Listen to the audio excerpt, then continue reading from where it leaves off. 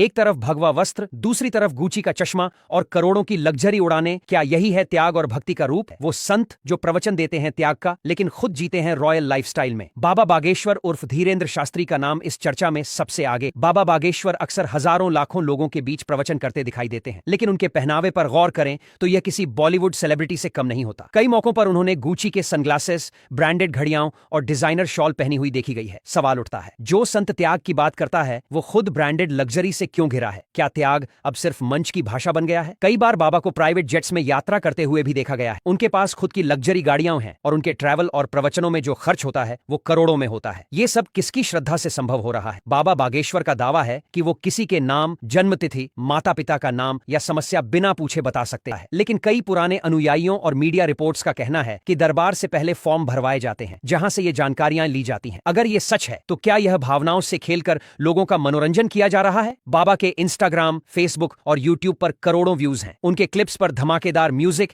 Edited footage और motivational tone का mail होता है। इन सभी को देखकर ये ज्यादा आध्यात्मिक कम और डिजिटल इन्फ्लुएंसर ज्यादा लगते हैं। उनके कंटेंट की प्रोफेशनल एडिटिंग ये भी दर्शाती है कि एक पूरी पीआर टीम पीछे लगी हुई है। क्या ये असली भक्ति है या एक डिजिटल प्रोडक्ट? उनके कार्यक्रमों में भक्तों द्वारा चढ़ाए गए दान और उपहारों की कोई सीमा नहीं होती। लाखों का कैश, सोना, गाड़ियां, ये सब एकत्रित होता है। यह रकम कहां जाती है, किस संस्था को मिलती है और उसका उपयोग किस लिए होता है? इन सवालों पर हमेशा चुप्पी रहती है। क्या श्रद्धा के नाम पर टैक्स फ्री धन जुटाना ही असली आश्रम उद्योग बन गया है? राजनीति और धर्म का घालमेल नया नहीं, लेकिन बाबा बागेश्वर की लोकप्रियता कई राजनीतिक दलों के लिए वोट बैंक बन चुकी है। मंचों पर नेताओं की मौजूदगी, चुनाव से पहले उनके साथ दिखाई देना, ये सब बताता है कि बाबा सिर्फ धार्मिक चेहरा नहीं बल्कि पॉलिटिकल इन्फ्लुएंसर भी बन चुके हैं। क्या ये भक्तों की भक्ति का इस्तेमाल सत्ता की सीढ़ियां चढ़ने में हो रहा है? कोई ये नहीं पूछता कि क्या दरबार में किया गया दावा सत्य है या नहीं। पत्रकारिता जो कभी सवाल पूछती थी, अब बाबा के दरबार की शोभा बढ़ा रही है। क्या टीआरपी की इस अंधी दौड़ में मीडिया खुद भक्ति व्यवसाय का हिस्सा बन गया है? लोग इलाज के लिए डॉक्टर की जगह बाबा की दृष्टि पर भरोसा करते हैं, घर की समस्याओं को समाधान के नाम पर और उलझा देते हैं। ये आस्था तब खतरनाक बन जाती है जब उसमें से सवाल उठाना पाप मान लिया जाता है। इन सब के बीच सबसे बड़ा सवाल यह है, आखिर किसे दोष दिया जाए? बाबा को जो मार्केटिंग में माहिर है, मीडिया को जो चुप है, सरकार को जो समर्थन देती है, या उस आम जनता को जो आज भी आंख मूंदकर हर भगवा वस्त्र वाले को भगवान मान बैठती है? संत वही होता है जो समाज का मार्गदर्शन करे, न कि जो समाज की भावनाओं पर राज करे। बाबा बागेश्वर को पसंद करना गलत नहीं, लेकिन उन्हें भगवान मानकर